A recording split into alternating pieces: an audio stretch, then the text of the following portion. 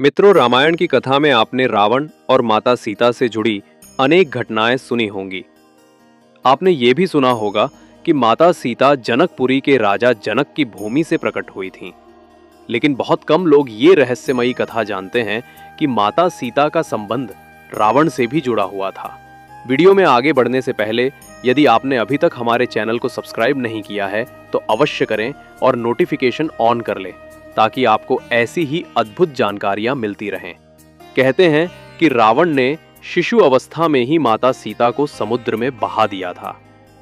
ये कोई साधारण घटना नहीं थी, बल्कि इसके पीछे छुपा था ब्रह्मांड का गुप्त रहस्य, श्राप और नियति का अद्भुत खेल। आज मैं आपको वही अद्भुत कथा सुनाने जा रहा हूं जो केवल कथा ही नहीं बल्कि ईश्वर की योजना का एक गुप्त रहस्य है। तो आइए मित्रों, सुनते हैं ये अनोखा प्रसंग। उस समय रावण अत्यंत बलशाली और पराक्रमी बन चुका था। देवता, दानव, गंधर्व, यक्ष सभी उसके नाम से कांपते थे। वो अपनी तपस्या और विद्या से त्रिलोक पर अधिकार करना चाहता था। लेकिन हर महान साम्राज्य की तरह उसमें भी एक कमजोरी थी, उसका अभिमान और दुराग्रह।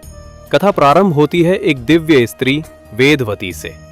वेदवती ने भगवान विष्णु को पति रूप में पाने के लिए कठोर तप किया था। वो अत्यंत तेजस्विनी कन्या थी। जब रावण ने उसे देखा तो वो उसके सौंदर्य पर मोहित हो गया और बलपूर्वक पाने का प्रयास करने लगा। वेदवती ने क्रोधित होकर रावण से कहा, हे राक्षस, तूने मेरा अपमान करने का प्रयत्न किया है। मैं तुझसे विवाह कभी नहीं करूंगी। अब मैं अग्नि में प्रवेश कर तुझे श्राप देती हूं। जिस स्त्री के कारण तेरा अंत होगा वो मेरे ही अंश से उत्पन्न होगी। इतना कहकर वेदवती ने अग्नि में प्रवेश कर अपने प्राण त्याग दिए।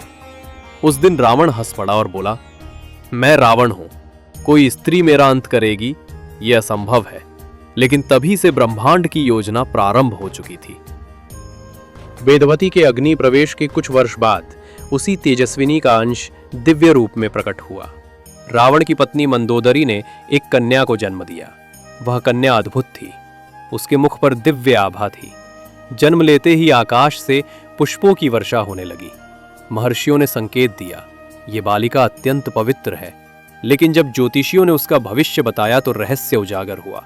उन्होंने कहा, हे लंकेश्वर, ये कन्या बड़ी होकर तेरे पतन का कारण बनेगी। जिस स्त्री का तूने कभी अपमान किया था उसी के कारण तेरा वध होगा। यह सुनकर रावण भयभीत हो गया। उसने सोचा, यदि यही मेरे विनाश का कारण बनेगी तो इसे अभी नष्ट कर दूं। परंतु मंदोदरी ने रोका, यह पवित्र बालिका है, इसे मारना महापाप होगा। रावण कुछ देर विचार करता रहा। वो जानता था कि वेदवती का श्राप कभी नहीं टल सकता, इसलिए उसने एक चाल चली। उसने शिशु सीता को एक दिव्य पात्र में रखकर समुद्र की लहरों में बहा दिया। रावण ने हंसते हुए कहा, हे कन्या, यदि तेरी नियति मुझे मारना ही है तो एक दिन लौट कर आना। समुद्र की लहरों ने उस दिव्य कन्या को मिथिला के तट तक पहुंचा दिया। वहां उसे भूमि में सुरक्षित रखा गया। कई वर्षों बाद जब राजा जनक यज्ञ के लिए भूमि जोत रहे थे तब हल की नोक से वही दिव्य कन्या प्रकट हुई। राजा जनक ने उसे अपनी पुत्री मानकर नाम रखा सीता। इस प्रकार माता सीता वास्तव में रावण के घर में ही जन्मी थी, लेकिन नियति ने उन्हें जनक की संतान बनाया। रामायण के युद्ध में जब रावण ने सीता का हरण किया तो वही श्राप और नियति का चक्र पूरा हुआ। जिस कन्या को रावण ने समुद्र में बहा दिया था वही उसकी विनाशिनी बनकर लौटी। ये कथा हमें ये संदेश देती है कि कोई भी अपने भाग्य और कर्मों से नहीं बच सकता। रावण ने सोचा कि वो नियति को बदल देगा, लेकिन जो होना था वही हुआ। माता सीता केवल जनक की पुत्री ही नहीं बल्कि वेदवती का पुनर्जन्म थी और रावण के विनाश का कारण बनी। यही है ब्रह्मांड का रहस्य, जैसी करनी वैसी भरनी। मित्रों, यदि आपको ये वीडियो अच्छा लगा हो तो इसे लाइक करें, चैनल को सब्सक्राइब करना ना भूलें और इसे अपने दोस्तों व रिश्तेदारों तक जरूर पहुंचाएं। और अंत में कमेंट में भर दीजिए, जय श्री राम।